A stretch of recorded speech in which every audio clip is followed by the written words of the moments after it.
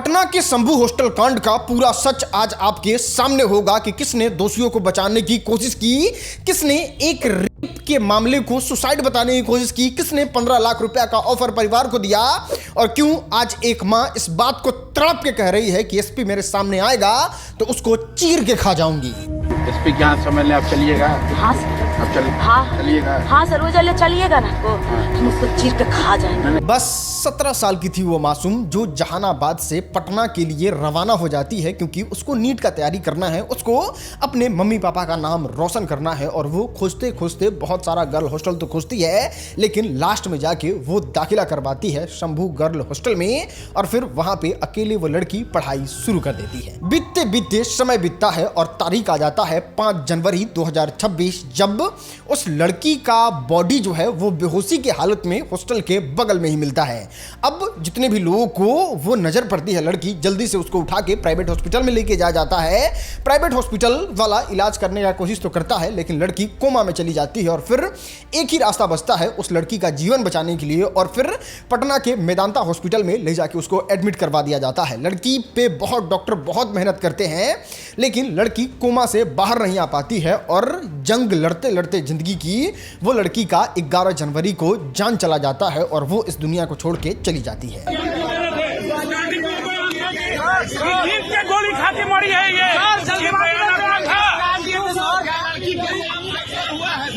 बयान क्यों सर? जवाब दीजिए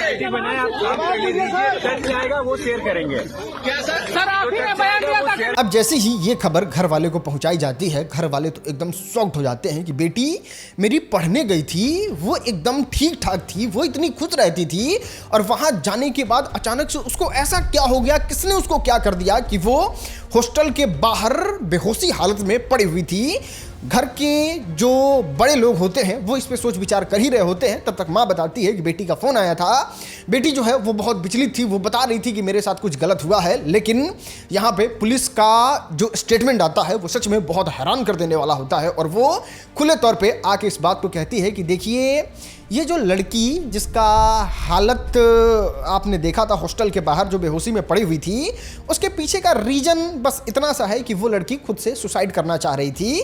और इसका सबूत हम लोग के पास कुछ इस तरीके से है कि लड़की के पास 90 नींद की गोली मिली है और जब हमने उनका यूरिन टेस्ट किया तो पता चला कि हाँ ये नींद की गोली का ओवरडोज इनको मिला हुआ था। इतना ही नहीं, हमने उनके फ़ोन को भी खंगालने का कोशिश किया तो वो सुसाइड से लेके कुछ रिलेटेड चीज़ जो है वो उनके फ़ोन में मौजूद था। तो यहाँ से ये साबित हो जाता है कि लड़की ने खुद से सुसाइड कर लिया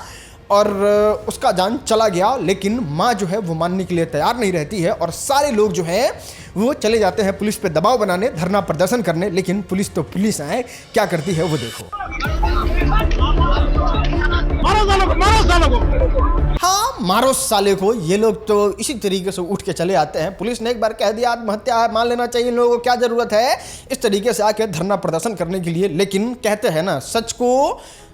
देर लगता है बाहर आने में लेकिन उसको छुपाया नहीं जा सकता है, सच बाहर आता है और एक बार फिर से पोस्टमार्टम रिपोर्ट मेदांता ग्रुप का आता है बाहर और वो हैरान कर देने वाला होता है जो हम आपको एक एक करके पढ़ाएंगे। लेकिन सबसे पहले आप इंग्लिश वाला ये देख लीजिए, जिन लोगों को इंग्लिश समझ में आता है वो लोग तो समझ लीजिए लेकिन इसको ट्रांसलेट करके एज इट इज़ सब पढ़ के बताते हैं। लेकिन उससे पहले आपको ये भी जानकारी दे देते हैं कि ये जो केस दबाने का आरोप लग रहा है, ये जो आत्महत्या इतने बड़े घटना को बताने का जो काम किया है वो रश्मि कुमारी ने किया है, जो उस वक्त की थाना अध्यक्ष थी, जो इस लड़की के केस को देख रही थी, जो कि अब मीडिया में भी ग्रुप ग्राउंड में भी लोग यही कह रहे हैं कि ये महिला पुलिस जो है वो किसी लालच में किसी दबाव में इस केस को दबाने की कोशिश कर रही थी।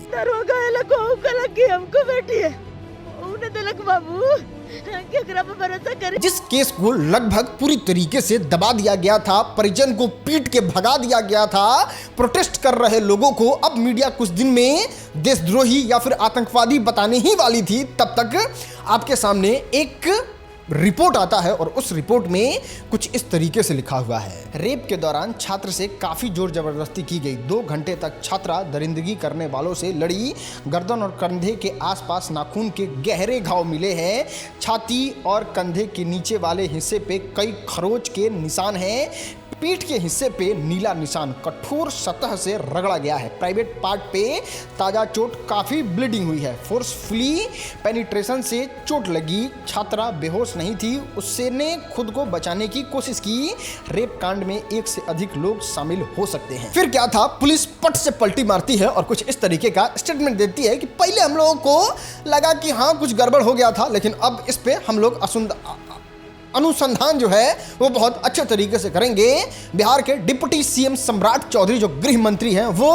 एसआईटी का गठन कर देते हैं और इसमें बहुत सारे ऐसे जो केस में पहले से इन्वॉल्व लोग थे उनको बाहर का रास्ता दिखा दिया जाता है और अब इस केस पे बहुत टाइट तरीके से निगरानी करके जांच किया जा रहा है कि आखिर किसने ये घटना को अंजाम दिया, पूरा सच क्या है। बाकी शंभू गर्ल हॉस्टल के संचालक को भी अरेस्ट करके जेल भेज दिया गया है ताकि वो किसी तरीके से सबूत में छेड़छाड़ नहीं कर सके। लेकिन यहाँ पे सवाल साफ है, जो पूरा का पूरा पटना में सेक्स रैकेट चल रहा है,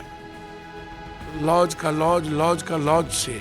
परिजन जो चिल्ला चिल्ला के गला फाड़ फाड़ के कह रहे थे कि रेप हुआ है, उस परिजन को जो आपने लाठी चलाया और उसको पीटा,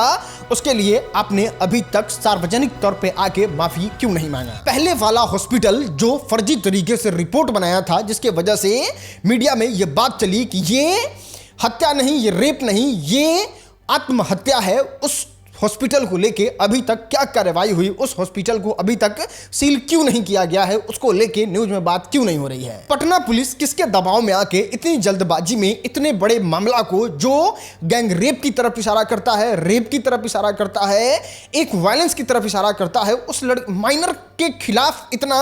मारपीट के तरफ इशारा करता है, उसमें इस तरीके का स्टेटमेंट दे देना कि ये आत्महत्या है, ये किसके दबाव में हुआ था। और अगर इस तरीके से स्टेटमेंट दिया गया, नैरेटिव बनाने की कोशिश किया गया, तो उन लोगों पे अभी तक किस तरीके से क्या कार्रवाई की गई है, इसका स्पष्टीकरण चाहिए बिहार की जनता को। बिहार में हर एक दिन में 2 से ज्यादा बलात्कार हो रहे हैं, ऐसा मीडिया का